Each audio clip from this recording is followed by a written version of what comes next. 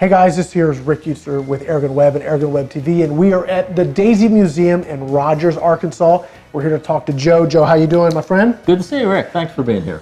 Man, my pleasure. Absolutely. We got a chance to already do somewhat of a walkthrough, and we have, how many years of history do you have jammed into this place? Over 130 years. And if you go back to our real predecessor company, we can be older than that. So this is really pretty incredible. When you get in here and just see the lineage of where it all started and where it all went to, wow, it's incredible. Tell me a little bit about the museum, its purpose, because I think that's important for our viewers here. Well, the museum is a separate corporation from Gammo Daisy. It's established just to protect the history of Daisy and a wonderful collection of old air guns plus other artifacts.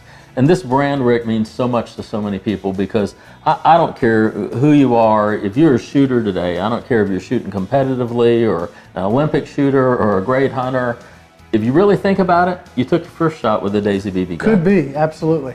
So that's why this museum's here. Also, the company, we'll later talk about our history, moved here in 1958. So there's thousands of people that have worked for Daisy that still live in this area, and they like to come down here and show this museum off to their friends and relatives that visit. Okay, so if you're in this area and you want to come just spend probably a couple hours kind of going through all the cool stuff here, come on down to Rogers, come on down to the Daisy Museum, and it's, what, $2 to get in? I mean, it's really affordable. $2 for adult admissions, kids under 16 are free, and we'd love to have you come visit. Yeah, and if there's some stuff you like, I mean, pretty much everything Daisy has on the shelf, you can actually pick up right here. Plus lots of special limited edition guns available now, and caps and t-shirts and books and you name it. But stay with us because we got a lot more things we're going to talk about here with the Daisy Museum. Thanks for watching.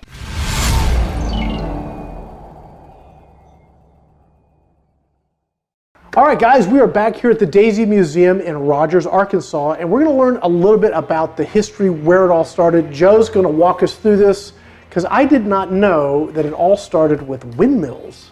Right. We traced our corporate history to a company in Plymouth, Michigan, which today would be considered a suburb of Detroit. Even back then, it was a small town near Detroit. And the name of the company was the Plymouth Iron Windmill Company. A gentleman by the name of Clarence Hamilton had invented an all-steel windmill. Now, most of them at least had a wood derrick, and most of them had wood blades at that time, and he thought he could make a better one out of steel and iron, so they call it the Iron Windmill Company. Rick, this is the first building of the windmill company, so you can kind of get an idea what it was like to work in the early 1880s in an industry. It was an all-male workforce. I like the way they dressed. They wore white shirts because they were less expensive than the colored ones. Right. But, you know, other than that, that's the way things look in the windmill company in the early 1880s.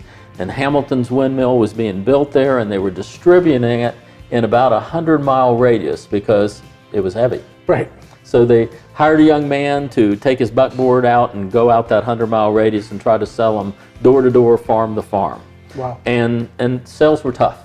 Yeah. And the company had actually decided they might file bankruptcy, and they had a meeting, and in their board books they vote, you know, and they decide not to bankrupt the company. Now Hamilton, who invented the windmill, he's on the board of his company, and he comes walking in with a little all-steel air gun, very crudely made. It's hinged here at the back of the receiver where the wire stock goes in. You lift it up on the rear sight to cock this gun. So he brings it in, he shows it to the general manager, a guy named Louis Cassuff. And he says, Louis, try this out, see if you like this gun, because we could make it here at the windmill company. And I can't make many more in my garage at home, you know. So Mr. Huff cocks the gun, he dropped the lead BB size shot down the muzzle of the gun. It sticks where the barrel's swaged. He shoots it into his waistband, he really liked it. And then he takes it outside, props a wooden shingle against the stump, and he takes aim and he shoots the shingle. BB goes right through the shingle. So he's really impressed. And he wants to tell Clarence, I think it's really neat, or it's really cool, what we'd say today. But the saying back there was, it's a Daisy. So at that time frame, that's what people said if they thought something was really cool. So he turns to Clarence and he says, boy, Clarence, that's a Daisy. Mm-hmm. So they named the gun the Daisy. It's a Plymouth Iron windmill gun made in Plymouth, Michigan, no patent on it, and it has the word Daisy stamped in here. And that's how they went to market at first. And it was pretty really a amazing. premium item. If you buy a windmill, you get a free air gun. So, I mean, to go from windmills to air gun is quite the jump, but quite the transition. but it's amazing where things start, because that little gun has turned into all that Daisy does today, which is right. pretty amazing. That's right.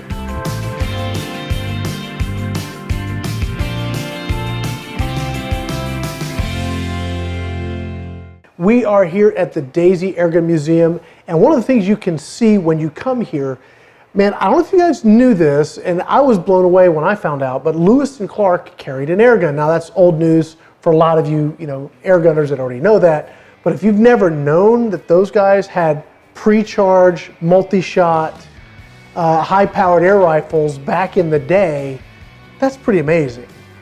It's pretty amazing, really. Right? I mean, PCP guns are so popular today, and we think of those as being new and something new in the air gun market, but there's nothing new in this world. No. There's old air guns here dating to the 1600s, 1700s, 1800s, all with pre-charged pneumatic. And what I wanted to let you guys know is that if you're into that super historic side of air gunning, you guys actually have some great examples of some pretty cool stuff. So Joe, why don't you go ahead and just walk through what you have in the case here, because this is just a pretty incredible stuff. And we were talking earlier that why do these look like the way they look? It's because they mimic the guns of the time. So let's start with that. Just like today, some people will ask, well, why does an air gun or a BB gun look like, quote, a real gun, and they're saying a firearm?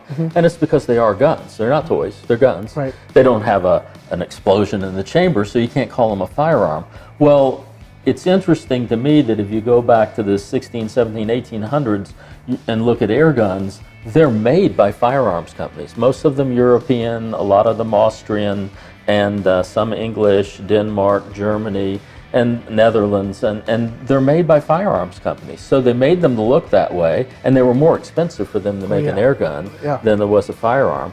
And they had the same kind of applications they have today, or that PCP air guns have today, and that's everything from hunting, small game hunting, but also military applications. Napoleon's army had an air gun unit, and they were considered to be the sniper unit. They were very stealth because back then anything that looked like this that was a firearm had a flash and had a very loud report. Yeah. So you gave away your position if you're shooting in a military situation, a battle situation. Air guns didn't. There was no report, there was no flash. No one could identify where the shot came from. I say there was no report. You know better. Yeah, I mean, there was a report, but it it's not wasn't like the equivalency. Yeah, of I a mean, when you deal with black powder, I mean, 38, 40 caliber, exactly right. So that was the reason they were popular in military. That was the reason they were popular for hunting rifles, like Lewis and Clark used theirs. And there's a lot of different examples here, but the bottom line is they all had a canister that held the compressed air. They all had most of them had an external mechanism for pumping the air into them. And we've never shot any of these, nor will we ever, but it's a wonderful collection and a great way to learn about the early history of air guns, earlier than Daisy. Right, and you've got, everything from, you've got just two cases of what I would only imagine to be a very unique and just very special collection here. It is. There's even a walking cane that's an air rifle. There's one gun in here that is both air rifle and firearm. It's got two separate barrels on it. Very ingenious for their time, I would say. And it will show you, however, just how far air rifles have come today. Really, really impressive stuff. This is, if you're into air guns, man, let me get back into frame here. But if you're into air guns and you really want to see some really historic stuff, this is impressive. I don't know where else you would see a collection similar to this. I don't know, maybe the NRA Museum or something like that. But man, if you're in the area, you're in the Rogers area, you got to come down and see these guys.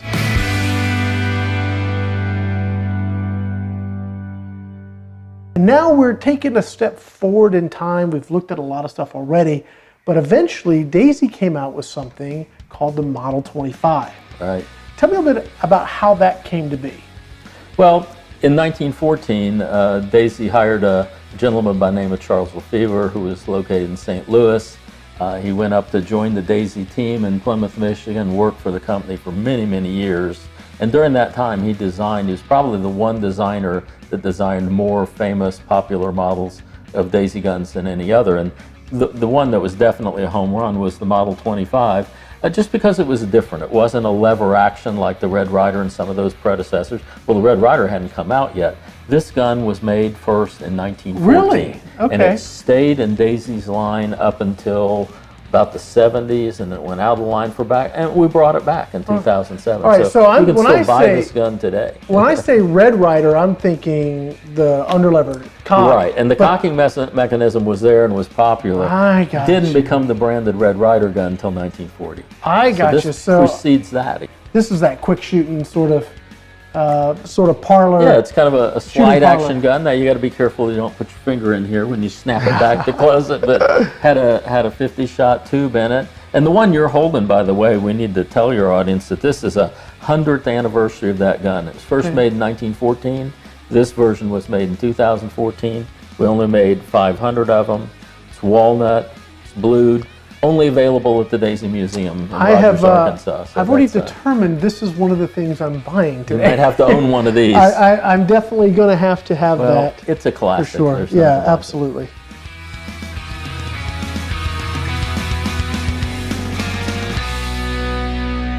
Hey guys, I hope you all are really enjoying the tour of the Daisy Museum. This is one of the things I actually picked up there. This is a Daisy Model 25. You know, I never had one of these things growing up, and I thought, what a great opportunity to pick one of these things up and just have something to just have some fun with. We're not talking about big bore hunting. We're not talking about extreme bench rest accuracy. We're just talking about having fun with an air gun, and Daisy surely knows how to put that together.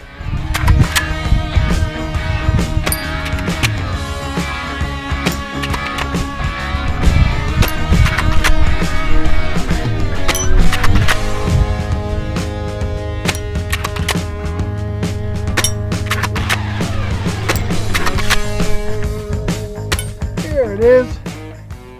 It's not always about how much power, it's about having fun. Something like this you can pick up, have a lot of fun in the backyard. This works just about everywhere. And something like this is also great for teaching the youngsters some basic shooting discipline. It's got a safety, it's got a nice action, and it's pretty accurate as long as you don't try and stretch it out too far. Just a lot of fun. Daisy Model 25. Let's go ahead and get back to the video and see some more of the Daisy Museum. And Daisy took a little bit of a break making air guns for a while. You were telling me about this. Well, really all companies did during World War II. Right. People don't think about this today. We haven't had a World War in a while, thankfully, but during World War II, all of the steel available in the United States was required for the war effort.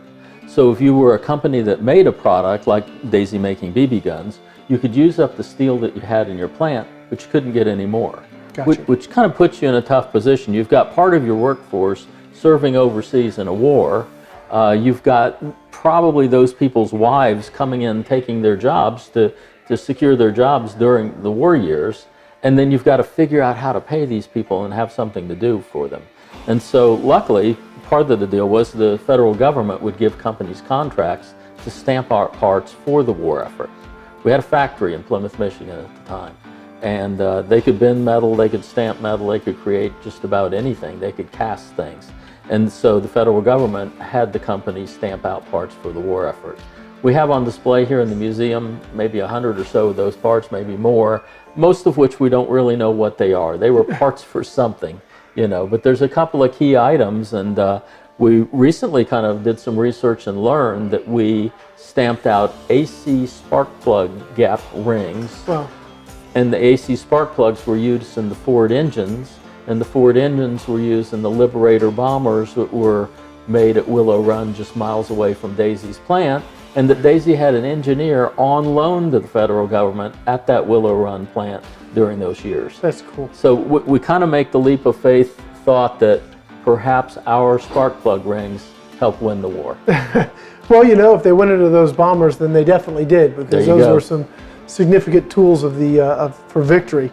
This was a cool little piece you were telling me about. Now, you guys didn't make this, but you made the BBs that grow into That's this. right. Millions Billions, of BBs. Right. of BBs. This was used for aerial training, how to teach somebody how to lead a target in the infantry division, or shoot out of the back of a plane and hit a target. It was so much less expensive to train people using a BB gun than it was Sure. to use live ammunition. Hey everybody, thanks for watching. I hope you guys are all enjoying this as much as we are out here at the Daisy Museum in Arkansas. This place is amazing and we aren't finished yet. Stay tuned for our next episode because we're going to be back out here with Daisy at the museum to finish off the tour and show you guys the rest of the awesome stuff they have out here.